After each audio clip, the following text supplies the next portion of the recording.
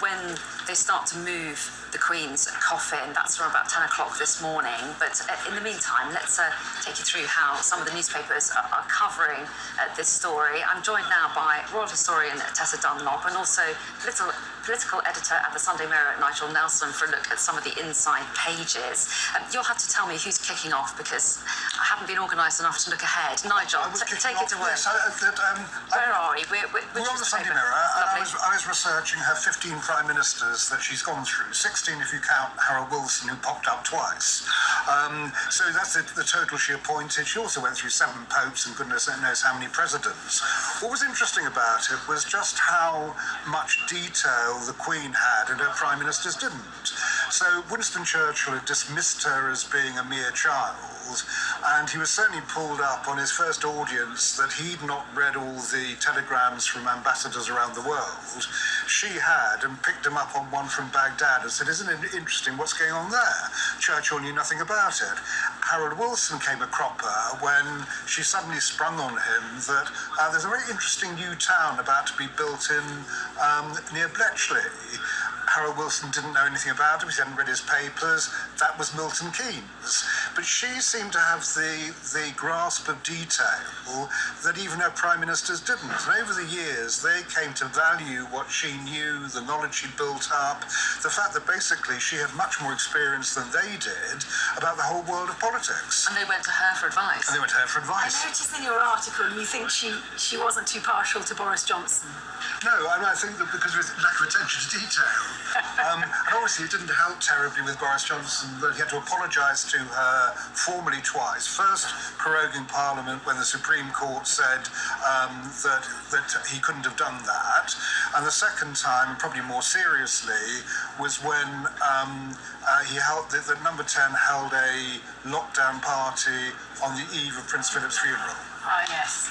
Timing was never his strong point, was it, Boris Johnson's? To the Times, and looking at politicians overseas, I've been fascinated by Macron over the last few days. The headline in the Times is "Republican France mourns monarch," referring, of course, to their heads chopped off of their monarchs way back in 1793. But Macron there flying or raising the Union Jack in front of the Élysée Palace and talking to us in English for 3 minutes, saying, she might well be your queen, but to us she's the Queen.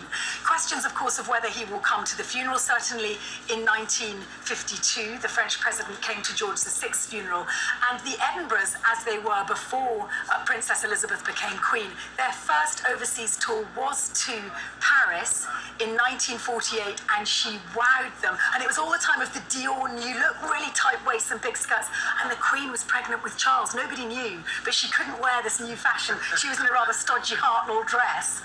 But they loved her, and she spoke brilliant French, better than Prince Philip's. Oh, that's interesting to know. And in fact, I think it's the Sunday Telegraph, am I right? Not the Times, in case anyone's trying to find it. Forgive me, no, it's in the it Telegraph. wasn't a correction, it was just information for the audience.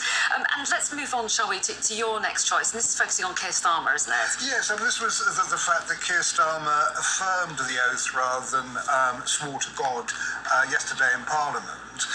Keir Starmer is an atheist, although he respects people of faith.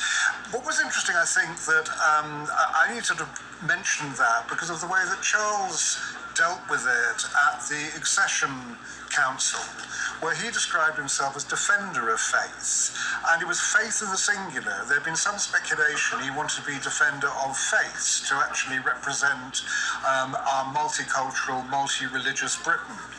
And in fact, he's obviously decided no, that what he actually is the Supreme Governor of the Church of England. That is the faith that he is the defender of. It goes back to Henry VIII.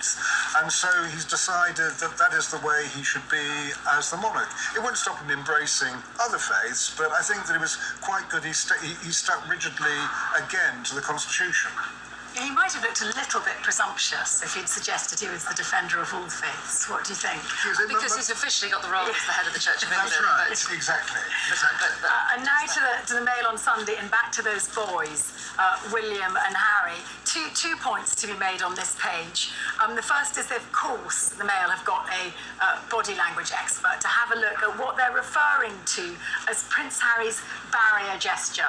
This is when apparently Prince Harry does this a lot. He sort of puts his hand across his jacket like that. This is a protective, defensive, slightly insecure move. Apparently, they reckon that the new Prince of Wales is much more secure. And of course, we do know that William apparently instigated this walkabout yesterday, which has dominated all the front pages in today's papers.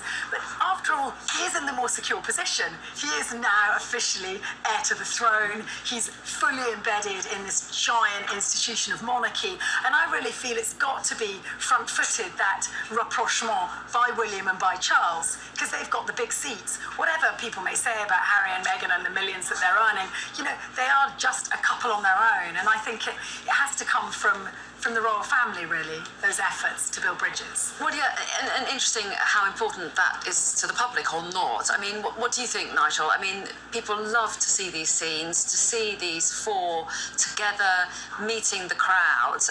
Do people want to see them because it is a soap opera, or do they want to see them because they feel a connection with the royal family and they really care, they want unity, they think that's what the Queen would have wanted? I think it goes above the idea of they're just seeing celebrities. I think that it really is something that they knew the Queen really did want. They wanted William and Harry to get back together. And the joy that you saw at Windsor Castle yesterday when unexpectedly they both came out for the walkabout, you could see that people were really happy that they were back together. It might have been a little bit awkward, there may be a lot of ground to cover still, but people were really delighted that they would actually come out together. It's a bit of both, isn't it? It is a soap opera and it's a family that we feel truly invested in. And it's a real family. Yeah. Also, at the bottom of this page, a tag on to the relationship and the institution of monarchy versus this new sort of American royal family. Archie apparently is still not a prince. This was an announcement or a post made by Buckingham Palace yesterday. Archie and Lilibet in line to succession. Obviously, they've moved up to 6th and 7th place. Now, under what was stipulated by George V in 1917, the grandchildren of the monarch are automatically prince and princesses, but by all accounts, those titles haven't been taken up. They remain Master and Miss Mountbatten Windsor, which is interesting. Now, does that mean Harry and Meghan have chosen because they wanted their children to be ordinary people, not to give them those titles, or has it come from Charles himself? Who knows? Very interesting. Have we got 15 seconds? Can we talk dogs very quickly? Yeah, well, Susie, who was with the Queen, she took Susie, her Susie's first a corgi, by the way. Yes, Susie the corgi. she took her with her on a honeymoon. She was given it for an 18th birthday. There were 3 in that marriage from the very beginning. Apparently, Philip used to frequently trip over them.